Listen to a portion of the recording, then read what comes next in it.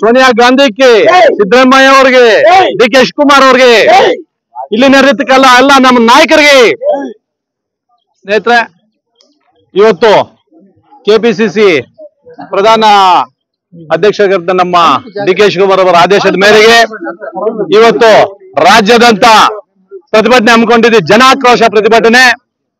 ಈ ಒಂದು ಕಾರ್ಯಕ್ರಮಕ್ಕೆ ನಮ್ಮ ಜಮನಹಳ್ಳಿ ಕೃಷ್ಣಣ್ಣ ಅವರಾಗಿರ್ಬೋದು, ಕೆಪಿಸಿಸಿ ಸದಸ್ಯರಾಗಿದ್ದ ನಮ್ಮ ರಾಮಲಿಂಗಣ್ಣವರೇ, ಸೀನಣ್ಣವರೇ, ನಮ್ಮ ರಾಜನಣ್ಣನವರೇ, ಎಲ್ಲಾ ನಾಯಕರೇ, ಅದೇ ರೀತಿಯಾಗಿ ಇವತ್ತು ಸೇರಿದ ಎಲ್ಲ ಯೂತ್ ಕಾಂಗ್ರೆಸ್ ನಾಯಕರೇ, ನಮ್ಮ ಮೋದಿ ಅವರು ಮೊದಲನೇ ಪ್ರಧಾನಿ ಆದಾಗ ಏನ್ ಆಶ್ವಾಸನೆ ಕೊಟ್ಟಿದ್ರು, ನಾವು ವಿದೇಶಗಳಿರ್ತಕ್ಕಂಥ ಕಪ್ಪು ಹಣವನ್ನು ತಂದು ಪ್ರತಿಯೊಬ್ಬರ ರೈತರಿಗೆ ಖಾತೆಗೆ 15 ಲಕ್ಷವನ್ನು ಹಾಕಿದಂತ ದೊಡ್ಡ ಸುಳ್ಳನ್ನು ಹೇಳಿ ಇವತ್ತು 3ನೇ ಬಾರಿ ಕೂತಿದ್ದಾರೆ.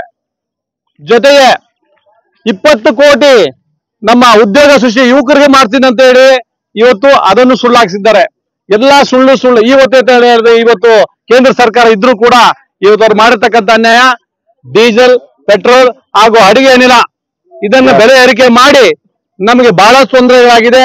ಈ ನಿಟ್ಟಿನಲ್ಲಿ ಇಡೀ ರಾಜ್ಯದಂತ ನಾವು ಪ್ರತಿಭಟನೆ ಹಮ್ಮಿಕೊಂಡಿದ್ದೀವಿ.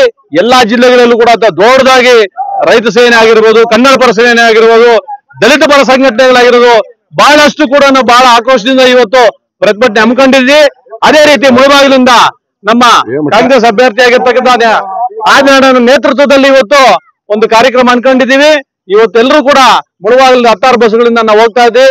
ಹೋಗಿ ಅಲ್ಲಿ ನಾವು ಪಾರ್ಟಿಯನ್ನ ಅಲ್ಲಿ ಒಗ್ಗಟ್ಟು ಮಾಡಿ ಫ್ರೀಡಂ ಪಾರ್ಕ್ ಅಲ್ಲಿ ನಮ್ಮ ಒಂದು ಕಾರ್ಯಕ್ರಮ ಹಮ್ಮಿಕೊಂಡು ನಮ್ಮ ಕಾರ್ಯಕ್ರಮ ಡಿ.ಕೆ. ಶಿವಕುಮಾರ್ ಅವರ ಕೈ ಹಾಗೂ ಸಿದ್ದರಾಮಯ್ಯ ಅವ್ರಿಗೆ ಬಲಪಡಿಸೋದಕ್ಕೆ ನಾವೆಲ್ಲಾ ತರ ಸರಿಯಾಗಿರ್ತೀವಿ ಅಂತ ಹೇಳಿ ಎಲ್ರಿಗೂ ಕೂಡ ನಾವು ಈ ಮಾತಾಡೋದಕ್ಕೆ ನನಗೆ ಅವಕಾಶ ಕೊಟ್ಟಿರ್ತಕ್ಕಂಥ ಎಲ್ಲ ನಮ್ಮ ನಾಯಕರಿಗೆ ಒಂದ್ಸುತ್ತಾ ಜೈ ಭೀಮ್, ಜೈ ಕಾಂಗ್ರೆಸ್.